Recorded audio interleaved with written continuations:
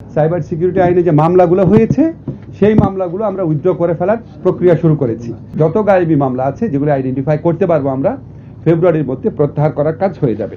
Cyber security আইনের ব্যাপারে বিভিন্ন রকম পরামর্শ আসছে।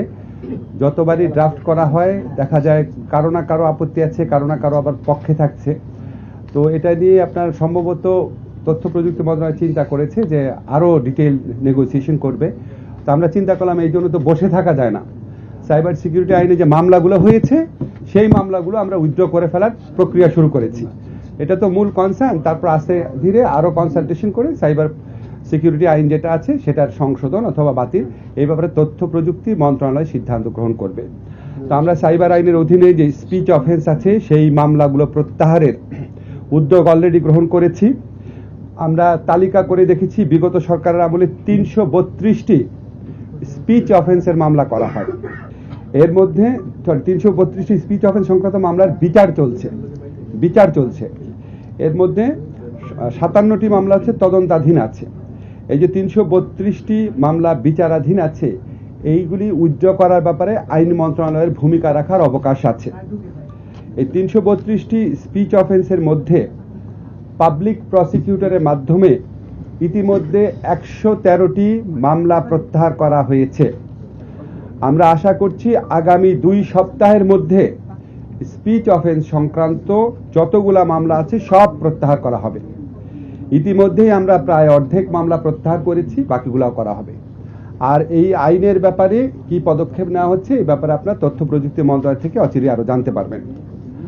আরেকটা আমাদের লক্ষ্য ছিল আমাদের দায়িত্ব গ্রহণ করার পরই, আপনারা জানেন বিগত ১৫ বছর ফ্যাসিস্ট গভর্নমেন্টের আমলে বহু গায়েবী মামলা দায়ের করা হয়েছিল।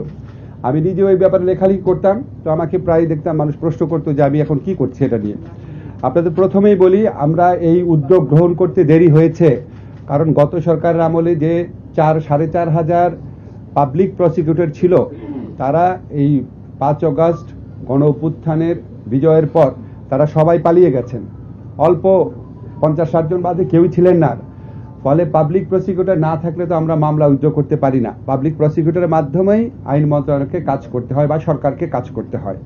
তো পাবলিক প্রসিকিউটর নিয়োগ হওয়ার সাথে সাথে আমরা গায়েবী মামলাগুলা লিস্ট করার এবং তালিকাবদ্ধ করার, আইডেন্টিফাই করার প্রক্রিয়া শুরু করি। এই প্রক্রিয়ার মাধ্যমে আমরা ইতিমধ্যে ২৫টি জেলায় ২৫০০-এর বেশি মামলাকে গায়েবী মামলা হিসাবে আইডেন্টিফাই করতে পেরেছি। ২৫০০-এর বাইরেও আরও অনেক থাকতে পারে। আমরা ইতিমধ্যে ২৫টি মামলায়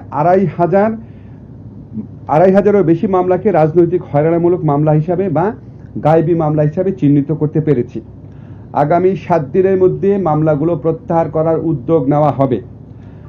আপনাদেরকে এটুকু শুধু বলতে চাই যে এই ২৫০০-এরও বেশি যে মামলা আছে এখানে লক্ষ লক্ষ আসামি আছে এবং এটা এক্সস্টিভ নাম্বার না। আরও অনেক জেলাতে আরও অনেক মামলা আছে এবং ২৫টি জেলাতেও আরও মামলার খোঁজ খবর নেওয়া হচ্ছে। তো আমরা আশা করছি আমরা ফেব্রুয়ারির মধ্যে গায়েবী মামলা প্রত্যাহারের কাজ সম্পন্ন করতে পারবো।